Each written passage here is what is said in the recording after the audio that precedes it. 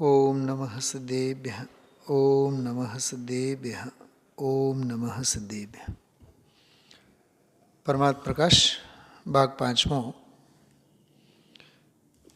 66મી ગાથા પૂરી થાય ત્યાં એક સમાપન વાક્ય આવેલું છે.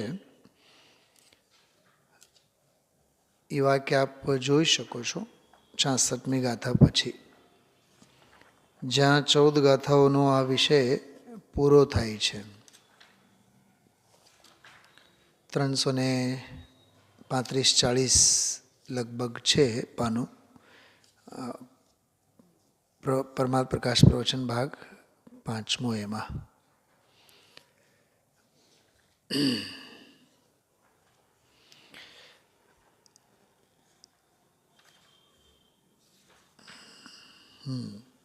જો પાના નંબર 314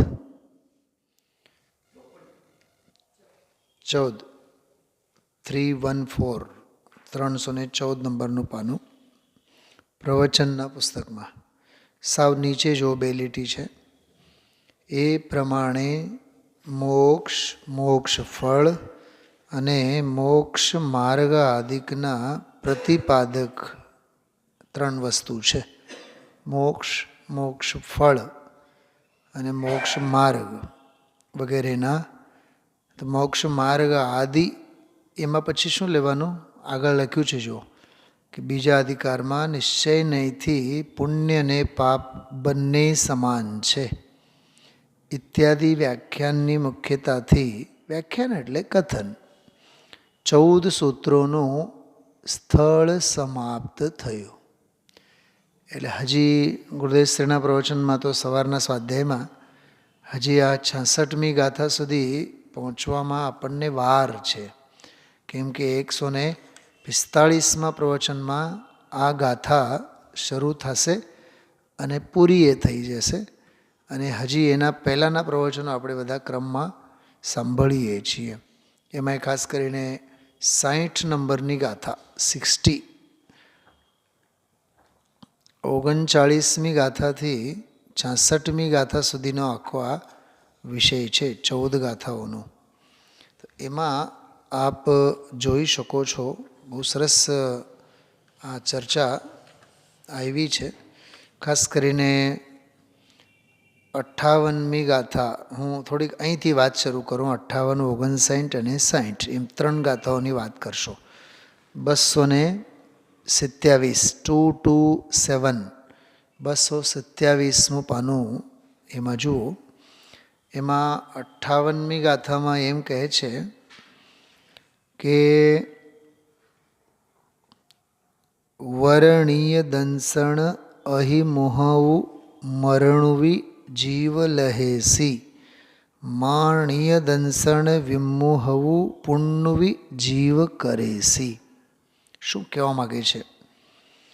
કહે છે નિર્મલ સમ્યક્ત અભિમુખાનામ મરણમપી ભદ્રમ તેન વિના પુણ્યમ અપી સમીચીન ન ભવતી. બહુ સરસ અને બહુ સારી એવી ભાષા છે. રાજુ, એ શાસ્ત્ર છે તમારી પાસે? ઠીક છે, સૂતક. હા, તો આમાં ભાષા જુઓ કેટલી સરસ. આ જો કે આ ગાથા ગઈકાલે આવી છે, પણ હું જાણી જોઈને એ ગાથા સાથે વિશે જોડવા માગું છું. સાહેબ, આમાં એમ કહે છે નિજ સમ્યક્ત્વ અભિમુખ એટલે આત્મશ્રદ્ધા અને આત્મરુચિવંત થઈને, ટૂંકમાં આત્માનુભવ સાથે, સ્વરૂપના અનુભવ સાથે જો મરણે આવે તોય મરણ શ્રેષ્ઠ છે. સીધી વાત છે.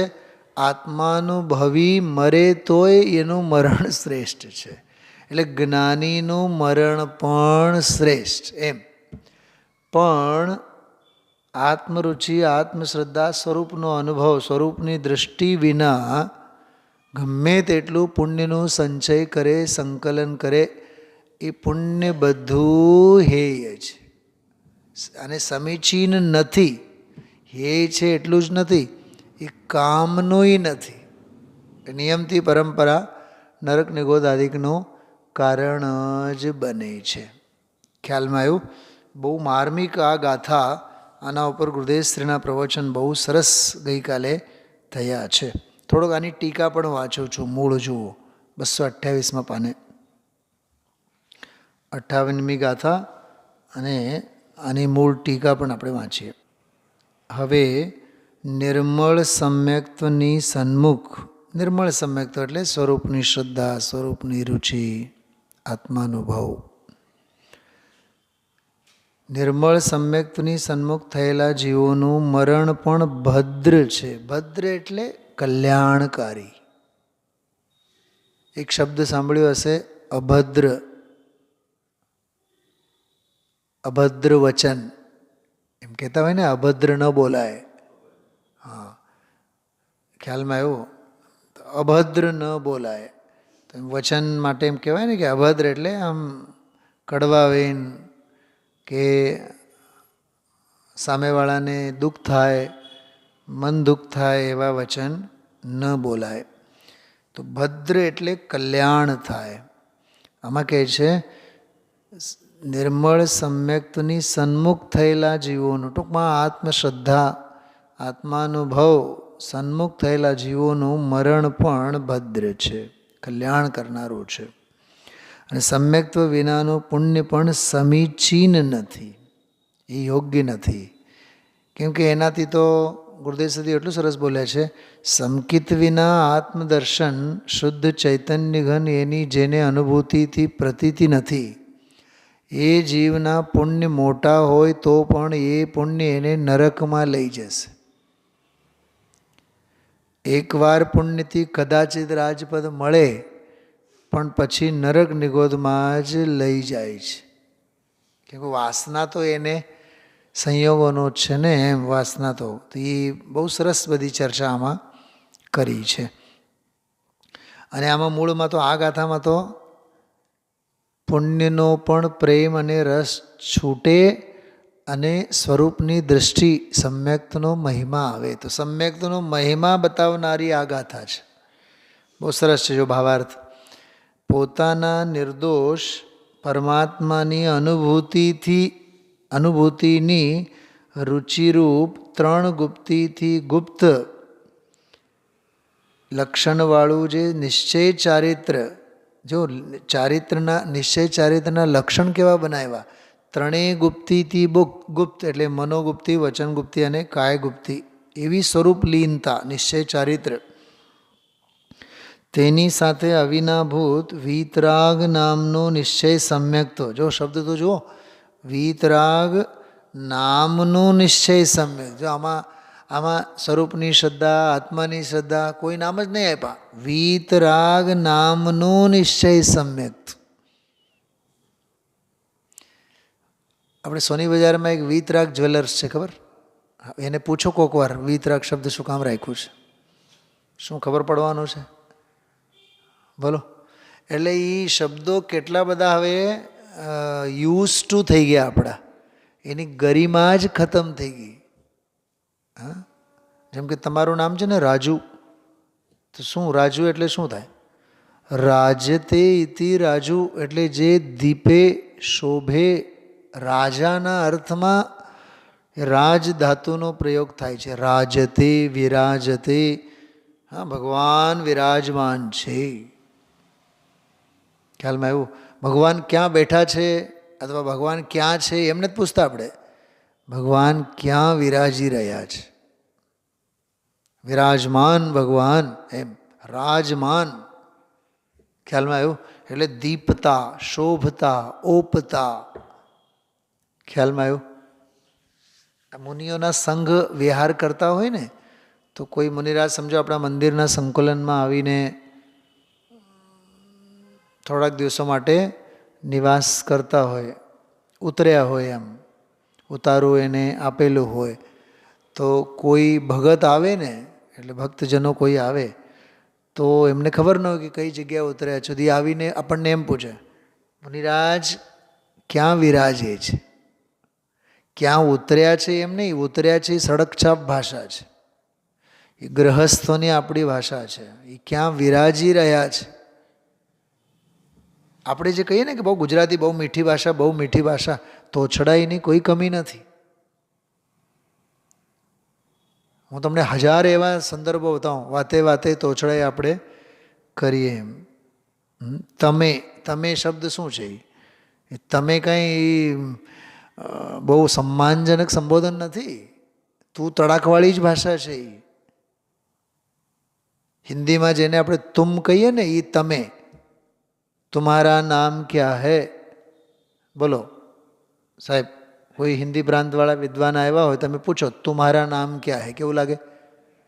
આપણે ગુજરાતીમાંથી એમ જ પૂછશું તમારું નામ શું છે, તો આપણને એમ લાગે કે રિસ્પેક્ટ છે. રિસ્પેક્ટ નથી, તોછડાઈ છે. આપનું નામ શું છે?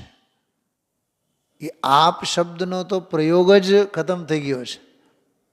હા, તું અને તમે એ બેવું તોછડાઈ છે. આવા હજારો પ્રયોગો તમને બતાવું. ભાષામાં મૃદુતા અને ભાષામાં આદર, સન્માન, સૌષ્ઠવ, સંસ્કૃતમાં એવું નથી. સંસ્કૃતમાં આપ માટે આખો ધાતુનો પ્રયોગ જ જુદો છે.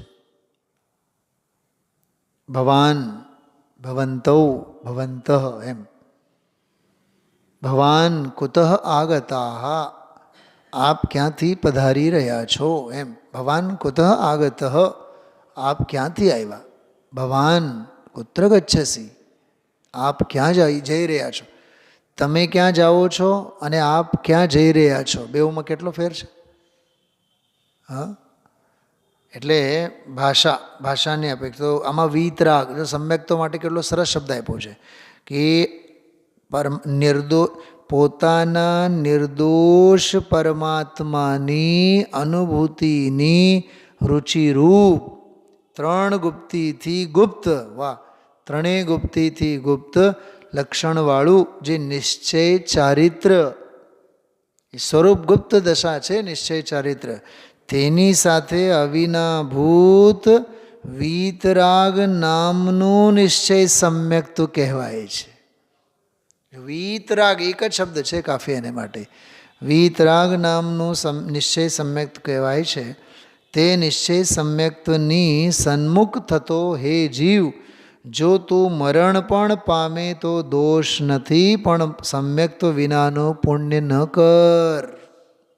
આદેશ જો, દ્રષ્ટિ વિના તું વ્યવહાર ધર્મ ન કર એમ કહે છે. યથાર્થ રુચિ વિના ન કર. બાળકને આપણે પૂછીએ કે ચાલ જમવા, આપણે નહીં પપ્પા મને હજી ભૂખ નથી. કાંઈ વાંધો નહીં, જ્યારે ભૂખ લાગે કામ, જ્યારે ભૂખ લાગે ત્યારે ખા, આમ કેમ? બોલો સાહેબ. સોમવારથી શનિવાર મજૂરીના દિવસો, પેઢીએ જઈને બેસવાના દિવસો, પાપ કમાવવાના દિવસો, પૈસા રળવાના દિવસો, કેવું આમ 11ના ટકોરે જમે, 11:30 જમે, રવિવારના દિવસે, રજાના દિવસે. આજે હજી ભૂખ નથી, થોડીક વાર બેસશો, હજી જમાઈ રાજા આવવાના બાકી છે. કેમ રાજુભાઈ? હા, હજી દીકરી આવશે પછી સાથે બેસશો. નહીં, દીકરીને કલાક થશે, હજી વાર છે ને. નહીં ને, ભલે ને આવે, કાંઈ વાંધો નહીં, ત્યાં સુધી સારી એવી ભૂખ લાગશે. એનો અર્થ એમ છે, દેહને માટે આહાર પણ ભૂખ લાગે ત્યારે જ આપવાનો. આયુર્વેદ પણ એમ જ કહે છે, ભૂખ લાગે તો જ ખાવાનું. હવે આજકાલનું મેડિકલ સાયન્સ એમ કહે છે કે ભૂખ લાગે કે નહીં લાગે, તમે 3 વખત ખાવાની ટેવ પાડો, પછી શરીરને આપોઆપ ટેવ પડી જશે. પણ આ વાત સમજવા જેવી છે કે ભૂખ લાગે તો ખાવાનું. આ તત્વની બાબતમાં પણ એમ જ છે સાહેબ. હાલો આપણે નવરા છીએ તો હાલો આપણે સાંભળી લઈએ, સત્સંગ કરી લઈએ, સમય પસાર માટે સમયસાર છે જ નહીં. સંસારનો અભાવ કરવા માટે સમયસાર છે.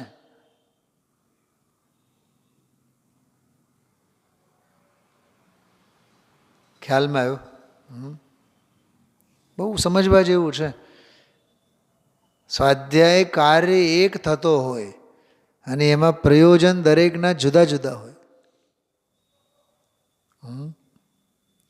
કોઈ સમય પસાર કરવા માટે, કોઈ તો તબિયત ખરાબ હોય તો તબિયત ઠેકાણે આવે એને માટે. હા, કોઈ તો નિંદર નથી આવતી તો હાલો આપણે ધર્મ સાંભળીને આવીએ. હવે પરાને પરાને સાંભળવાનો વિષય એ ધર્મનો વિષય છે જ નહીં. અંદર ભૂખ લાગવી જોઈએ, તત્વાભ્યાસ કરવાની ભાવના, તત્વજ્ઞાન અંદરમાં પામવાની ભાવના, સ્વરૂપની દૃષ્ટિ કરવાની ભાવના. અને ભૂખ વિના તો બધું નકામું જ છે ને. પાણીની પણ મજા ક્યારે આવે આપણને? બોલો, ટીપે ટીપાનો મહિમા ક્યારે આવે રાજુભાઈ? ટીપે ટીપાનો મહિમા. જોરદાર તરસ લાગી હોય ત્યારે જ કે નહીં, બાકી તો માટલા ભરેલા હોય. એટલે ભૂખ વગર, અને બીજી વાત, ભૂખ વગર અન્ન ખાવું એ ઝેરનું કામ કરે, પોષણ તો નહીં જ આપે. એવું બધે લાગુ પડે છે.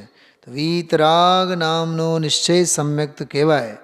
તે નિશ્ચય સમ્યક્તની સન્મુખ થતો હે જીવ, જો તું મરણ પણ પામે, ટૂંકમાં દેહ છૂટે, પર્યાય છૂટી જાય, દેહ છૂટી જાય, ભાવ પરિવર્તન થઈ જાય, તો એ તારા માટે કામનું છે. પણ એ સિવાય તો તું પુણ્ય ન કર. હવે એ સમ્યક્ત વાળી વાત આવી ને. હવે સમ્યક્તનો મહિમા જોઉં કેવું સરસ છે. આમાં આગળના પાના ઉપર છે. અહીં સમ્યક્ત રહિત જીવો પુણ્ય સહિત હોવા છતાં પણ પાપી જીવ કહેવાય છે. બહુ જોરદાર વાત કરી છે ગુરુદેવજી ગઈકાલના પ્રવચનમાં. એ પુણ્ય સહિત હોવા છતાં, પુણ્ય સહિત એટલે પવિત્રતા નહીં, સંયોગે બધા બહારમાં હોવા છતાં સમ્યક તો રહિત છે, દૃષ્ટિ નથી એને. તો સમ્યક તો રહિત જીવો પુણ્ય સહિત હોવા છતાં પણ પાપી જીવ કહેવાય છે. ગુરુદેવશ્રી કાલે ખબર આ પ્રવચનમાં શું દાખલો આપ્યો છે કે પૈસાવાળા હોય તો દીકરી હોય તો બધાએ એની હારે પરણવા માગે, લગ્ન કરવા માગે, કહેણ આવે એની ઘરે, પણ એનો બાપ તો પાપી છે ને. પૈસા એની પાસે 2 નંબરના બધા. હે, પૈસા હોય તો બધા આવે, પૈસા ન હોય તો નહીં આવે. આજ સવારના સ્વાધ્યાયમાં ગુરુદેવશ્રી એક દાખલો આપેલો હતો. કૂબો હોય ને, કૂબો, ઝૂંપડી, કે ઝૂંપડીને એ બાઈ બાળી નાખે છે, ખાક, પોતાની જ ઝૂંપડી. કેમ ખબર? કે એને સોનું મળેલું હોય. હવે એને સોનું જોવા માટે એને કૂબામાં તો કોઈ આવે નહીં. એ આગ લાગે ને ત્યારે એને ઠારવા માટે તો કોઈ આવશે. એ બહાને કૂબો જોવા માટે આવે અને એ બહાને સોનું જોઈને જાય. ખબર ગુરુદેવશ્રી શેના માટે કીધું આ? એમ તું આ બધું દયા, દાન, વ્રત વગેરે ધાર્મિક ક્રિયાઓ, રાગ આદિ, એ બધા પોતાના આત્માના ઘરને તું બાળી નાખે છે. તને એમ લાગે છે તું દયા, દાન, વ્રત, સંયમ, એકાસન, ઓલા 28ના ઉપવાસો વગેરે કરીશ તો તારા પારણામાં તને મગનું પાણી પાવા માટે ગામ આવશે. તો મેં મારા તરફથી કીધું. એટલે તને એમ લાગે છે કે ધર્મનું કંઈક કરીએ તો કોઈ આવીને આપણને મળે. આ પાલિતાનામાં વગેરે એવું જ છે કે નહીં? ઉપર જાય એટલે આવે એટલે નીચે પગ ધોવે, 1 રૂપિયા આપે. હા, એ રૂપિયા શું 7 ભાવ કામ આવશે કેમ? મને પણ 3 રૂપિયા મળ્યા હતા એકવાર વર્ષો પહેલાં, જ્યારે ત્યાં પાલિતાના પહેલી વહેલી વખત ગયા હતા અમે લોકો. તો નીચે આવીને પછી પગ ધોવે, પછી રૂપિયા આપે. ઓહો હો હો. મને એક વાત બતાવો, રૂપિયા છોડવા માટે યાત્રા કરવાની છે કે રૂપિયા જોડવા માટે યાત્રા કરવાની છે? એક સિમ્પલ પ્રશ્ન જાતને પૂછો ને સાહેબ. પહેલી વખત અમે લોકો જ્યારે ગયા હતા ને જયપુરમાં ભણતા ત્યારે અમે લોકો લગભગ 91-92માં ગયા હતા. પછી જ્યારે ત્યારે ગયા ત્યાં જિજ્ઞાસા એવી હોય, પછી સવારે નાસ્તાનું શું, આમ શું, તેમ શું, કેટલા વાગે જશું, અને બધી કુતૂહલવાળી વાતો થતી હોય. તો એક મિત્ર કહે, અરે ઉપર તો આપણને ખાવાનું પણ મળે છે, નાસ્તોય મળે છે. અને સાચે જ પહેલી વખત જ્યારે ગયા હતા ત્યારે ઓલો શ્વેતાંબરનું જે છે ને ઉપર જામ ઓલું ગેટ બેટ બધું, તો 2-3 બાઈઓ ઊભી હતી ઓલું દહીંની વાટકીઓ લઈને, દહીં અને ખાંડ અને એવું બધું આપણને ખવડાવે. એટલે આપે, મફતમાં જ આપે. અમને એમ થાય કે ઓહો હો, કેટલા પુણ્યના ઉદય જુઓ. એ સિદ્ધ ક્ષેત્રો ઉપર આહાર સંજ્ઞા અને આહાર છોડવા માટે જવાનું હોય. ઉલટાનું ત્યાં એવી જગ્યાએ જો ખાવાનું મળે તો એ જીવની જીભ લલચાયા વિના નહીં રહે. એ સમાધિના સાધનો છે ને, સમાધિના સ્થાન છે ને, યોગના સ્થાન છે ને, ભોગના સ્થાન તો નથી જ ને. ખ્યાલમાં આવ્યું? એટલે આમાં કહે છે કે પાપી જીવ જ કહેવાય જો દ્રષ્ટિ વિના પુણ્ય કરે તો, અને સમ્યક સહિત જીવો પૂર્વ ભવાંતરમાં ઉપાર્જિત કરેલા, પૂર્વે કમાવેલા પાપ ફળને ભોગવતા છતાં પણ પુણ્ય જીવો જ કહેવાય. બહુ સરસ છે. એટલે આ પંચમ કાળમાં આપણને પાપી મોજમાં દેખાય અને પુણ્યાત્મા દુઃખના દાળિયા દળતા દેખાય, તોય પુણ્યવાન સુખી છે અને પાપી દુઃખી છે. રમઝટ બોલાવતી હોય ધંધા અને વ્યાપારમાં, બોલો એ વિષયાભિલાષાની તીવ્રતા છે કે નહીં, કશાયની હોળી છે કે નહીં? એટલે આ ન્યાય બહુ ગજબના છે.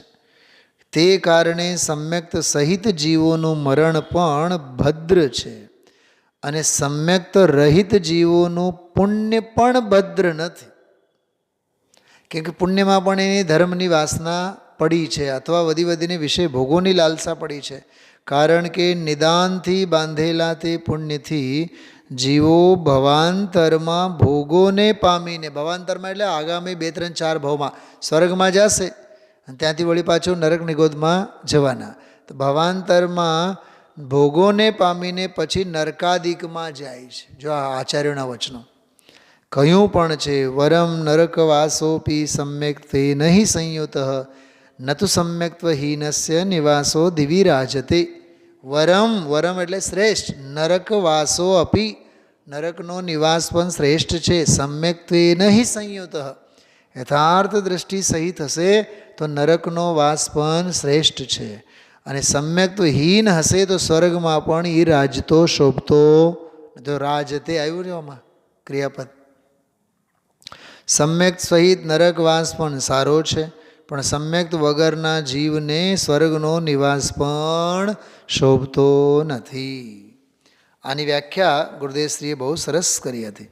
જો હું થોડુંક ગુરુદેવશ્રીના શબ્દો વાંચું છું.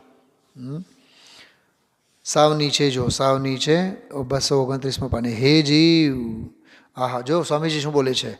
આહા હા હા, બહુ મર્મની વાત છે. જૈન દર્શનનું રહસ્ય છે. ગુરુદેવશ્રી એમ કહે છે આ તો જૈન દર્શનનું રહસ્ય છે. હે જીવ, જો अपने सम्यक दर्शन के, એ આ ગાથા છે ને, આપણે 58મી ગાથાની વાત કરીએ છીએ. એકવાર ગાથાનો પણ પાઠ કરીએ. વર્ણિય દંસણ અહિમુહૌ મરણુ અજા જીવ લહેસે, માણિય દંસણ વિમુહૌ પુંડુવી જીવ કરેસી. વરમ જિન દર્શના નિજ દર્શનાભિમુખ મરણમ અપી જીવ લભસ્વ.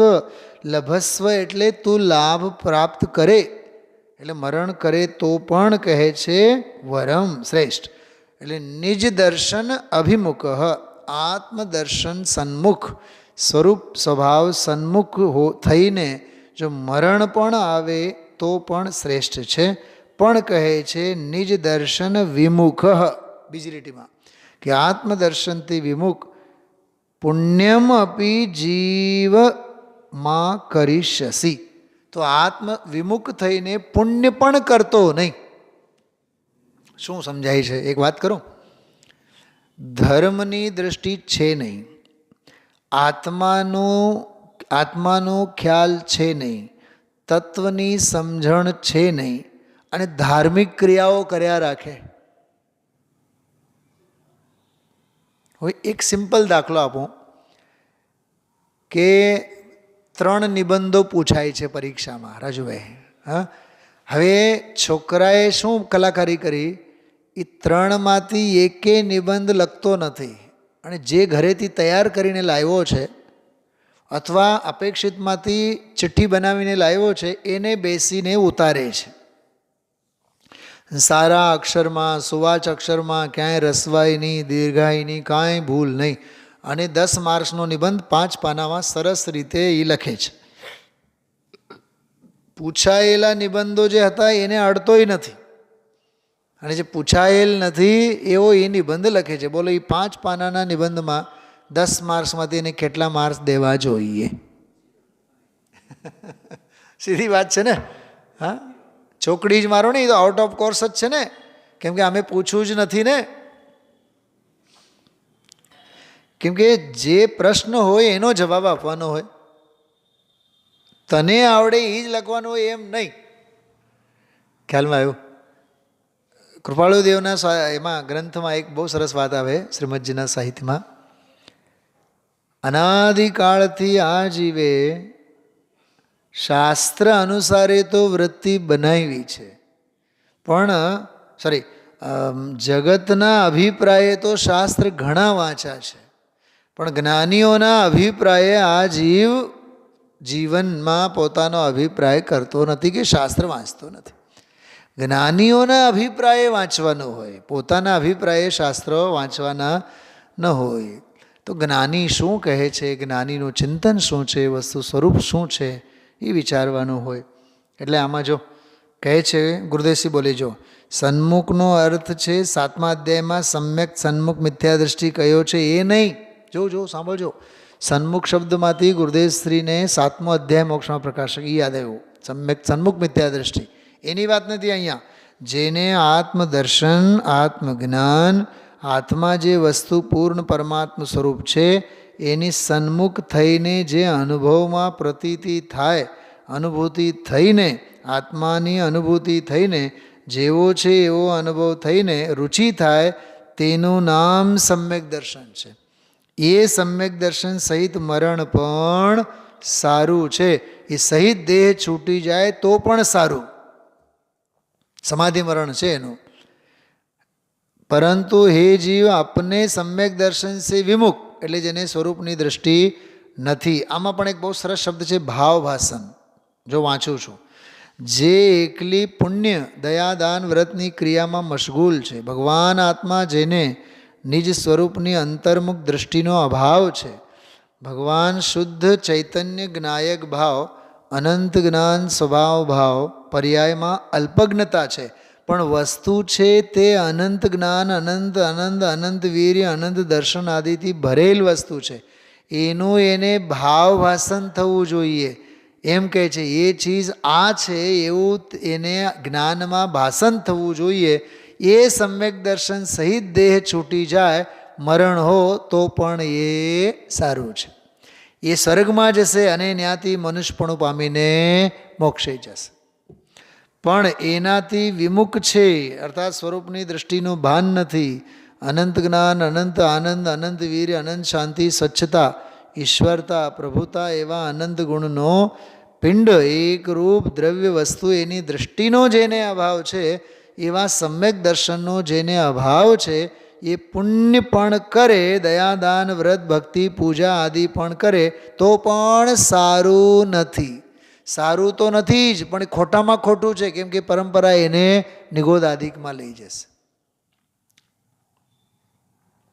તો આમાં પ્રશ્ન પૂછનારે કે કરવું શું? તો કરવું શું અમારે? તો ગુરુદેવસિંહ કહે છે શું કરવું? શું કરવું? શું અંદર દૃષ્ટિ કરવી એ કરવાનું છે. સ્વરૂપની દૃષ્ટિ કરો એ કરવાનું છે. પરમાત્મ સ્વરૂપ વિરાજે છે અંદર, તારું સ્વરૂપ જ પરમાત્મ સ્વરૂપ છે. એની સન્મુખ થઈને અનુભવ કરીને દૃષ્ટિ કરવી એ કરવાનું છે. બાકી બધું થોતા છે. કેટલું સ્પષ્ટ છે એમ. હા, એમ નથી કહેતા કે મંદિરે આવવું જોઈએ અને પુણ્ય કરવું જોઈએ, એમ નથી કહેતા. અહીંયા આત્માનું ભાવ સિવાય બીજી કોઈ વાત ગુરુદેવશ્રીના આ ચોપડામાં નહીં જ મળે. એટલે બહુ વૈરાગ્ય પ્રેરક અને બહુ અદ્ભુત બધી ચર્ચા. અને ખરેખર 58, 59, 60 આ બધું પ્રવચનો, ગાથાઓના પ્રવચનો બહુ અદ્ભુત છે. તો આ તો 58મી ગાથા. આમાં જો છડાળાની પંક્તિઓ યાદ કરે છે ગુરુદેવશ્રી 231માં પાને. પ્રથમમાં પ્રથમ એણે સમ્યક દર્શન કરવું. શું કીધું? પ્રથમમાં પ્રથમ એને સમ્યક દર્શન એટલે આત્માની રુચિ કરવી. લાખ બાત કી બાત યહી નિશ્ચય ઉર લાઓ, તોરી સકલ જગદંદ ફંદ નિજ આત્મ ધ્યાઓ. રાજુભાઈ બહુ સરસ વાત છે. જો દ્વૈતપનું છોડીને, અર્થાત આ દ્રવ્યને આ પર્યાય બે છે એ પણ લક્ષ્ય છોડીને નિજ આત્મ ઉર્ધાવો, નિજ આત્મ ધ્યાવો. ભગવાન ધ્યાવો એમ નહીં, બોલો ભગવાન ધ્યાવો એમ નથી કહેતા, નિજ આત્મ ધ્યાવો. નિજ આત્મ ઉર્ધ્યાવો, ધ્યાનનો વિષય નિજ આત્માને બનાવો. એવું જે સમ્યક દર્શન એનાથી રહિત પુણ્ય પણ કરે, ભલે વ્રત પાળે, ભક્તિ કરે, પૂજા કરે, લાખો કરોડો રૂપિયાના દાન કરે, ધર્મશાળાઓ બનાવે. બોલો લ્યો, વળી શેઠનું યાદ આવ્યું. શેઠે ને આ ધર્મશાળા બનાવી છે ને સાગરમાં, શોભાલાલ એમની વાત કરે છે. ત્યાં હતા ને, અમે ઉદ્ઘાટન થયું ને તમારી ધર્મશાળા, 3 લાખની ધર્મશાળા બનાવી છે. એ કહે છે કે બધું પુણ્ય છે, રાગની મંદતા છે, પણ એ પુણ્ય સમ્યક દર્શન વિના પરિભ્રમણનું કારણ છે. સમ્યક દર્શન નથી તો એ પુણ્યથી સ્વર્ગ આદિ રાજ આદિ મળશે કહેશે હમણાં. પછી 60મી ગાથા બહુ જોરદાર આજે લીધી છે, એમાં બહુ સરસ સમજણ ગુરુદેવશ્રીએ 5-6 વખત યાદી અપાવી છે આ ગાથાને. પુણ્યથી વૈભવ, આ બહારથી ધૂળ મળશે, અબજો રૂપિયા પ્રારબ્ધની સુધી. હવે અબજો સુધી ગયું છે. પહેલાં તો પ્રારબ્ધ હતું, 100 કરોડનો અબજ ને 100 અબજનો ખરવ, ખરવ નિખરવ મહાપદ્મ, બોલો આવે ને, હા, લાખ 10 લાખ કોડી 10 કોડી અબજ ખરવ નિખરવ પદ્મ મહાપદ્મ શંકુ જલ્દી અંત્ય મધ્ય પરાધ, એની બધી સંખ્યા આવે. પ્રારબ્ધ નહીં, પરાધ શબ્દ આવે. ગુરુદેવ બોલે છે ને આમાં 18 સંખ્યા આવે, 18 સંખ્યા. જો આમાં ગુરુદેવ બોલ્યા છે પણ આગળ 100 અબજની ખરવ, 100 ખરવનો નિખરો, ખરો નિખરો મહાપદ્મ પ્રારબ્ધ 18મો બોલ છે. એ કહે છે કે અબજો રૂપિયા દિવસના પેદા કરતો હોય તો પણ એ સમ્યક દર્શન વિના પુણ્યથી એને મદ ચડશે, અભિમાન થશે. સ્વભાવની દ્રષ્ટિનું અધિકપણું ભાસ્યું નથી, એથી એનાથી એને પુણ્યનું અધિકપણું ભાસશે અને મદ ચડશે. જો એક વાત, સીધી વાત, પુણ્યને પચાવવા માટે પણ પવિત્રતા જોઈએ. જેમ પાપોદયને પચાવવા માટે પણ ધીરજ, એમ પુણ્યના ઉદયે પણ ધીરજ જો ખૂટે તો એ પાપને રવાડે ચડે. એટલે પાપને પચાવવા માટે જેમ ધીરજ, ધૈર્ય, હિંમત, એમ પુણ્યને પચાવવા માટે પણ તત્વની સમજણ અને પવિત્રતા હોવી જોઈએ. તો 58, 59, 60 આ બધી ગાથાઓમાં બહુ અદ્ભુત પુણ્ય અને પાપના એકત્વની વાત, એમની હેયતાની વાત અને પુણ્ય અને પાપથી રહિત ભગવાન આત્માની વાત આમાં કરી છે. 66મી ગાથા સુધીનો આ વિષય આગળ હજી સરસ ચાલશે અને પછી યથાયોગ્ય એની વિશેષ ચર્ચા આપણે કરશું. ઓમ નમઃ.